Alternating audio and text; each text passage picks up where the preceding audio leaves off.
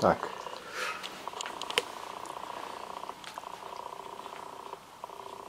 Já jsem Jaroslav Jína, jsem v současné době v invalidním důchodu a produkty, ke kterým jsme se dostali, ke slatině, mi vlastně stabilizovaly moje zdraví.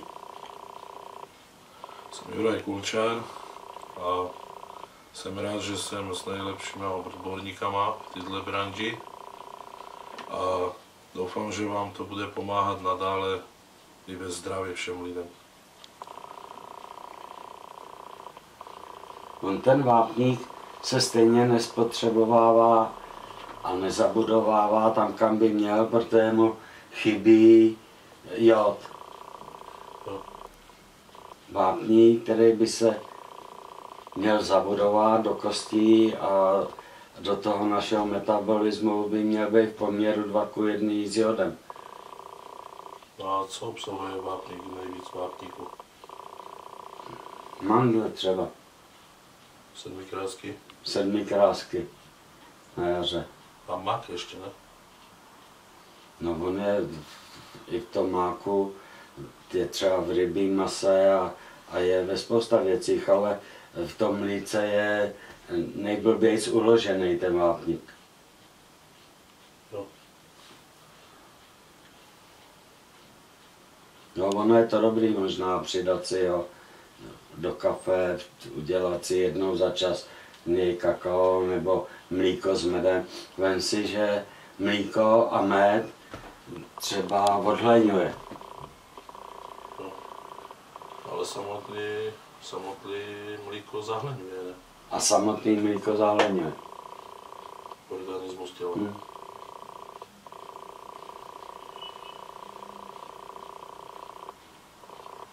Navíc určitě, když si udělá zábaly z té slatiny, tak dostane do těla víc vápníků, jak z toho mlíka.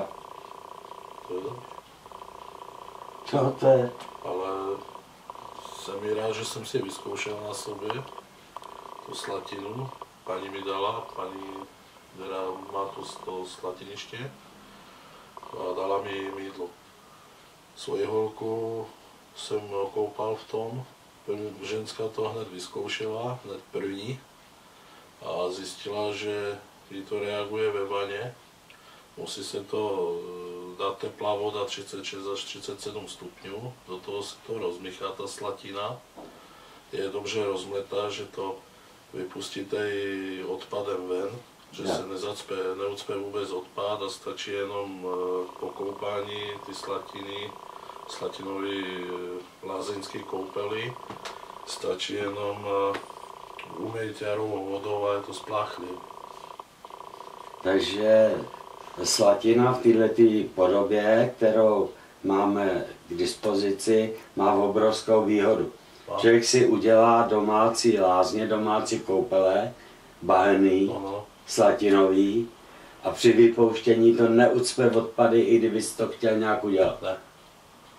Lebo to velký na jednu osobu je litr jako salamové slatiny, jako je to takový tubě a všechny minerály obsahuje, co potřebuje člověk. Je to dobrý na kůži, je to dobrý na kosmetiku, vůbec jako z kůži. Je po ní jemná kůže, minerály se dostanou do těla a odléčí to bolesti kloubu a reuma a takové další ty choroby. Takže kromě toho, že to dodává do těla celý spektrum minerálů, který potřebujeme ke svému životu a normální funkci imunitního systému, tak to odvírá pory a vytahuje to z těla toxické látky. Ano. Ono si to odebírá ty špatné látky a ty dobré látky nám dodává v tělu. No, tak to je úžasná věc.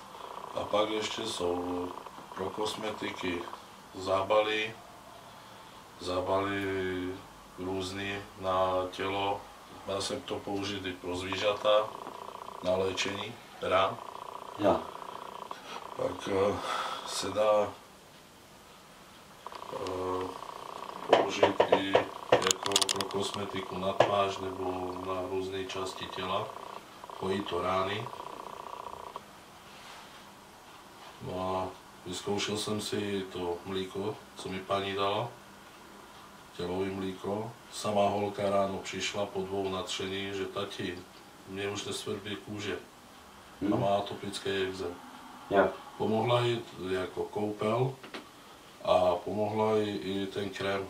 Má úplně jemnou kůži po tom krémě a je to z minerálu, ze slatiny. A je dobrý ten krém i pro různé kožní choroby. Má velký účinek na atopický ekzém, na loupenku, že to pozastavuje, brzdí tu loupenku. No a různé ty choroby, co jsou. Takže to likviduje plísně, zlepšuje to stav pokožky, zlepšuje to stav nechtů.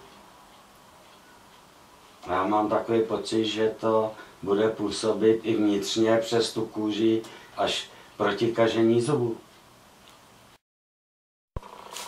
Takže tadyhle jsou chlupy z kocoura, alergie na kocoura. Tadyhle si to přimáčkni teda někam sem. Tak. A chvíli počkáme, aby prošly energie do toho tvýho těla a zkusíme, jestli ta alergie je opravdu na kocoura. Tak upáš tadyhletou rukou, já budu tlačit dolů a ty nahoru, takže drž. Takže tohle, ta alergie na kocoura u tebe nebude fungovat. To není z toho, to bude něco jiného. Dokážeš takhle podržet to kafe? Dokážeš. Tak, počkáme chvíli.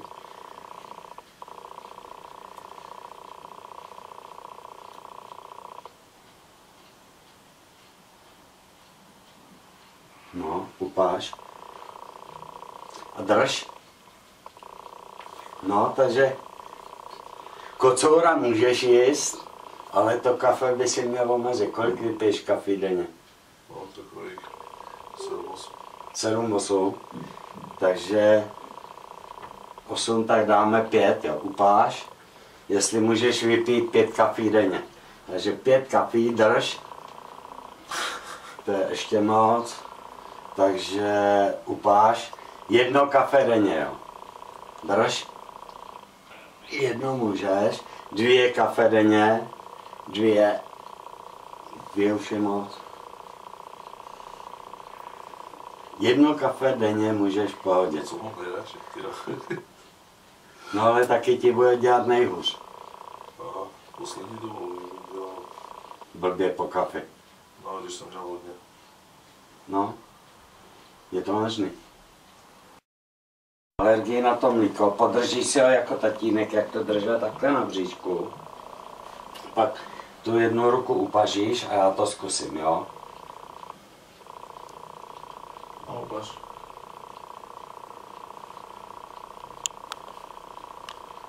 No, upáš. Já budu tlačit dolů a ty nahoru, jo? Takže drž. To neudržíš, jo? Tak mi půjč tohle. Vyzkoušíme. Jíš taky pomeranče a takovéhle věci? Dobře, tak to drž chvíli.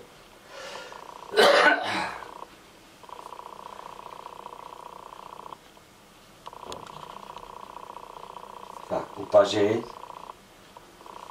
A drž. No to vůbec nejde.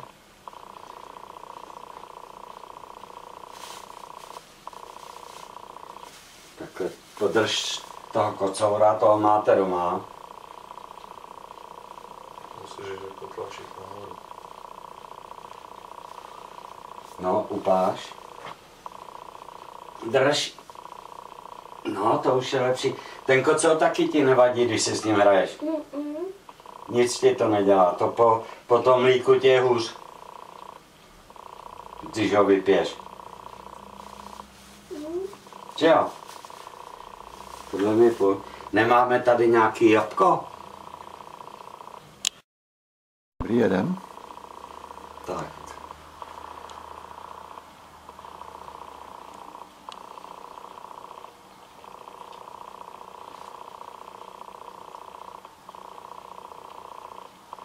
Takže se trošku zharmonizovala aura, upáš. Upáš a drž, zaber. Tak. Takže, když to vemu, tak místo těch pomerančů a tohoto ovoce víc jablíček. To ti nebude vadit? Jablíčka v jakýkoliv podobě, nastrouhaný, udělat z nich salát, syrový, takhle. To ti bude dělat dobře. A nedělají, že na to jsou ty stříky z jedu? No, ono je to jedno, ono to stejně uzrává v plynových komorách. No, nedělá to ono, že... A pořádně to sluníčko nevidí. Jo. Když si vemeš, tak v minulém režimu jsme tady měli občas pomeranče, banány a jižní ovoce. Ale když jsi šel do zeleniny, tak jsi tam cítil zeleninu, ovoce, cítil si tu vůni, tohle toho, dneska nic necítíš. Dneska, když si k tomu čukneš, tak to nevoní. Samochemie. Já nevím, čím to je. Zkrátka uměle to uzraje, jo. No, je vidět, že je nastříkaný. No, ještě ke všemu. Dobrý. Když se člověk zamyslí nad tím jižním ovocem a třeba našima jabkama, tak když to veme, kdy dozrávají pomeranče a banány. Když je největší vedro v těch oblastech a ty pomeranče mají chladivou energii a osvěžujou, ale v tom teple. Teple, no. Jo. Když to veme, že máme teďka zimu a potřebujeme teplo a my sníme pomeranč a ochladíme si celý náš systém, tak asi nemůže taky tak dobře fungovat, jako třeba v létě. Pomeranče by pro nás byly dobrý v létě, ale celý rok nám můžou škodit, když je budeme jíst v nevhodnou dobu. Je to jako se všem. No. Takže najlepšie jsou vyzrali hned na sběr. Lebo do Utrhnout a sněst. se dostává ještě zelený, než to vyzraje v té chemii. To. Kamarád z Brazílie, když přišel, tak říkal, že když ochutnal tam ovoce, No, tak co je, tak to je úplně jiná božská chuť, než když je to tady v krámu.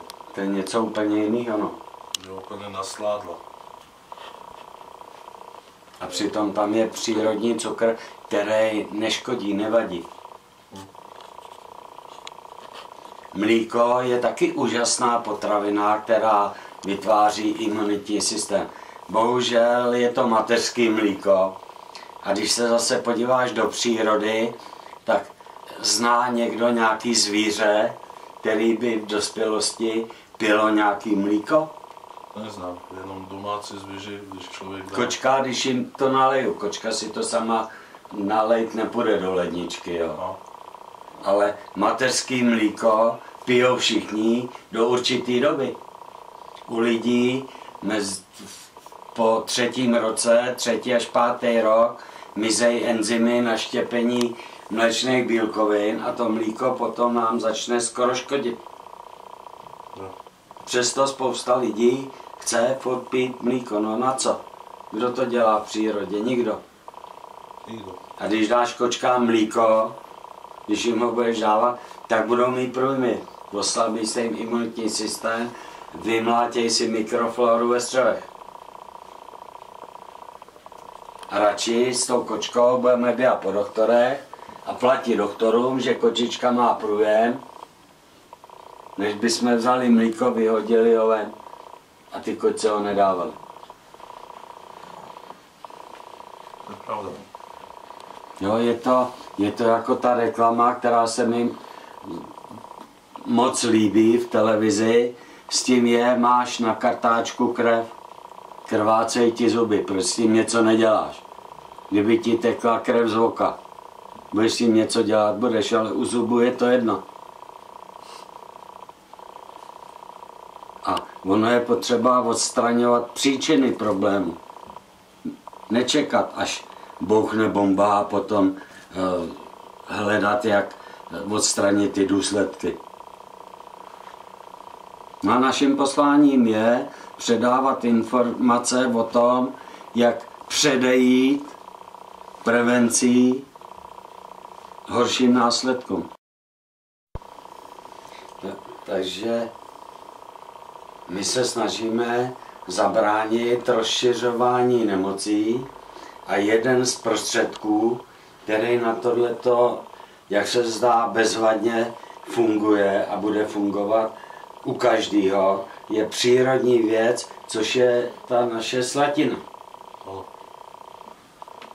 Slatina obsahuje všechny minerály, vápník, sůl a váže dobře choroby na sebe a dodává energii. Slatina teda pomáhá vyplavovat toxické látky, které jsou usazované na periferii těla, to znamená pod kůží a hlouř. No. A proniká do celého našeho tělního systému.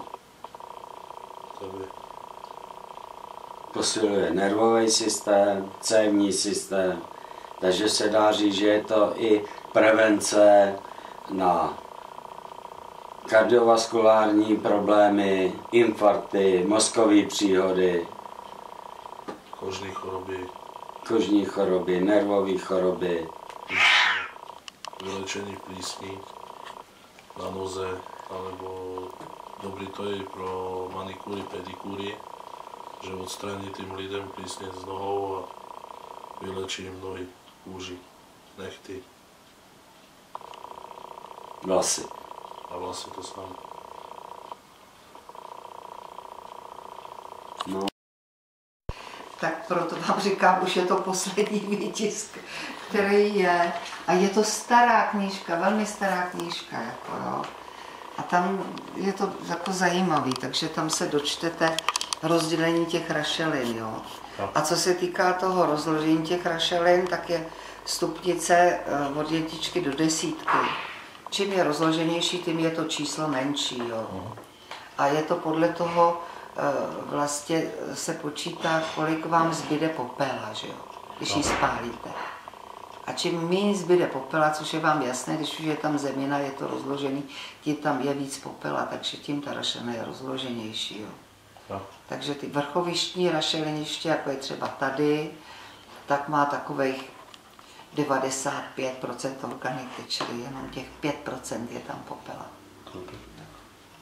No ona na tu balneologii je docela skvělá, ta rašelina víc rozložená, jo. Líp se s ní pracuje, líp drží, jo. Ale já se k ní nedostanu, že jo, tu mají třeba, a tam ji mají ještě moc rozloženou zase. Tak si musím najít ten typ toho rozložení, který umím zpracovat. Jo, musí být taková akorát, jo. Takže prostě pak to neumelete pořádně, je tam moc nerozložených vlastně těch vláken toho rašeliníku a těch rostlin. A vy potřebujete, aby to bylo velmi jemný, čistý, aby to proteklo odpadem, aby prostě jste se v tom mohli vykoupat a aby to bylo úžasný. Jako. No a to byla největší práce, než jsem na to přišla, jak to zpracovat. Že? Krásno, tam se těží ta zdravá slatina, je to rašeliniště, z kterého si vyrábí výrobky, kosmetika, lázeňství. Z té slatiny se připravují i zábaly, koupele. No. Dá se to, když při těch koupelích by se mi to dostalo náhodou do pusy, není to jedovatý? Není. Takže omylem, když malý dítě by to ochutnalo ve vaně, tak se mu nic nestane. Ne. To je úžasná věc, protože děti dokážou ochutnat greca. Všechno, no. To víme všichni. No tak to je perfektní. No, když by někdo našel odvahu a vykloktal si s tím při angíně, tak se vlastně nemůže nic stát. Asi ne. Takže máme zázrak přírody. No, když si vemeš plísně v pusech, No. moučníku, co třeba mají děti a takovýhle, tam když by se udělal nebo nějaký roztok, předsedit ho, jo, a vytřít s tím ústní dutinu u těch dětí, tak je přece asi jedno, jestli to uzdravuje kůži na noze, na ruce nebo v puse. To by měli vykloktat a, Jo. a má to hojivý účinky. Záněty dásní, paradentóza, zase vypláchnout s tím pusu.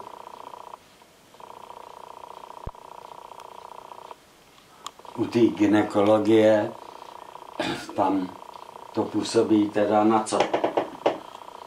A není to pH v těle, Vaginární prostředí pH. prostředí pH. Může pak ženská, když se vyléčí s tím, tak může otěhotnět lehčejc, nemusí vydávat tolik peněz a může se vyléčit sama. No, Takže odstraňuje to různý nepříjemné výtoky, svědění ano. a mění to vnitřní pH. To znamená, že se tam zase dá použít to v nějaké formě vnitřně. Ano.